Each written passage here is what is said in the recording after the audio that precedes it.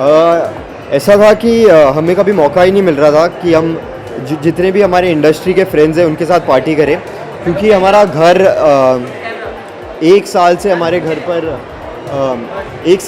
घर पर रेनोवेशन चल रहा है। एंड मैंने ऐसा सोचा था कि जब घर रेडी हो जाएगा तो घर पर पार्टी देंगे, बट ऐसा मौका मिला ही नहीं है। वो रेनोवेशन अभी चले जा रहा है, अभी 2 महीने और लगेंगे।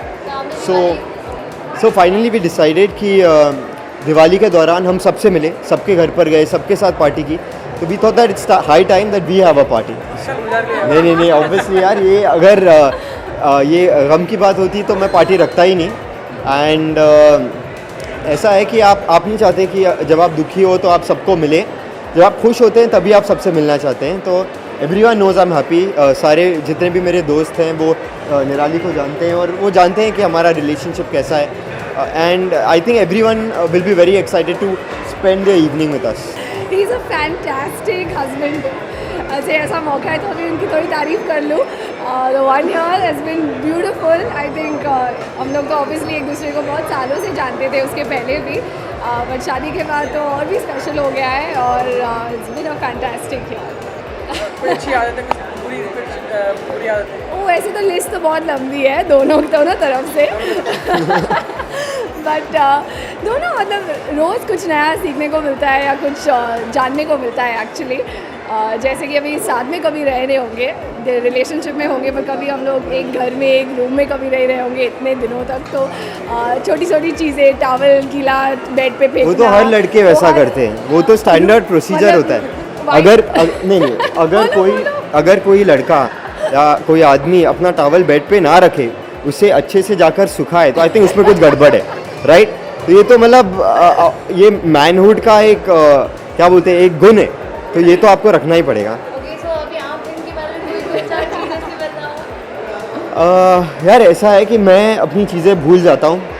एंड बहुत टाइम मैं रेस्टोरेंट में जाता हूँ तो अपना वॉलेट वहाँ पे छोड़ देता हूँ, मोबाइल वहाँ पे छोड़ देता हूँ।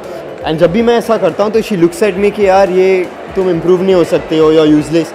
बट बहुत बार ऐसा भी होता है कि ये भूल जाती है, यानी ऐसे बिहेव करती है कि नहीं मैं भूली नहीं थी, वो मैंने रखा था वहाँ पे। तो मैं बोलता हूँ कि तुमने अपना मोबाइल रेस्टोरेंट में रखा है और तुम नीचे गाड़ी में आके बैठ गई हो, तो वहाँ पे क्यों रखा है? तो मैं भी पकड़ता हूँ इन्हें बहुत बार।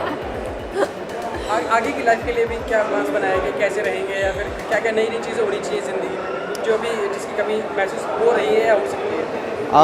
आई थिंक इस वक्त तो ऐसा नहीं लग रहा है कि किसी चीज़ की कमी है, क्योंकि हमने इस 1 साल में काम भी किया है और वक्त भी निकाला है हॉलीडेज़ के लिए। मुझे ऐसे मौके मिले हैं कि मैं शूटिंग जो कर रहा था बॉम्बे में नहीं कर रहा था, आउट ऑफ बॉम्बे करता था। तो 4 फिल्म्स मैंने किए हैं इस 1 साल में, and she is visited all those locations. तो एक काम के साथ हॉलीडे भी हो जाता था हमारा, तो it's been great, it's been a great 1 year। Sir हम जानना चाहेंगे कि आप दोनों में ज़्यादा रोमांटिक कौन है, मतलब लड़ता कौन है और ज़्यादा रोमांटिक कौन है? मैं ही, आई डोंट नो, शायद मैं ही हूँ रोमांटिक, क्योंकि नहीं ये लड़ती नहीं है, यही है वो दोनों। मैं ही हूँ, हाँ दोनों मैं ही हूँ। ज़्यादा लड़ता यही है और ज़्यादा रोमांटिक भी यही है, ये उसको ही बनाना पड़ता है ना। एक्सपीरियंस ज़्यादा अच्छा था या शादी के बाद वाला एक्सपीरियंस ज़्यादा अच्छा?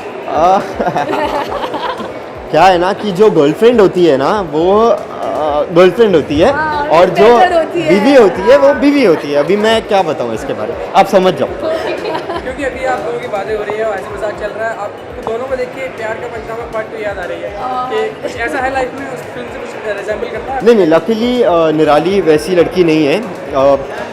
उस फिल्म में ऐसी लड़कियों को दिखाया गया है जिनसे मैं लाइफ में मिला हूँ, एंड लकीली मैं खुशनसीब हूँ कि मुझे ऐसी लड़की मिल गई मेरी लाइफ में, तो इसीलिए मैंने शादी की है। वरना मैं शादी नहीं करता, मैं भी उन तीनों की तरह कहीं घूम रहा होता, कई नई लड़कियों को ढूंढ रहा होता। चलिए रुस्लान और मनाली, आपने हमसे बात की, बहुत बहुत धन्यवाद इसका, और हम चाहते हैं कि हर साल आप ऐसे ही सेलिब्रेट करें। Thank you so much. Thank you so much.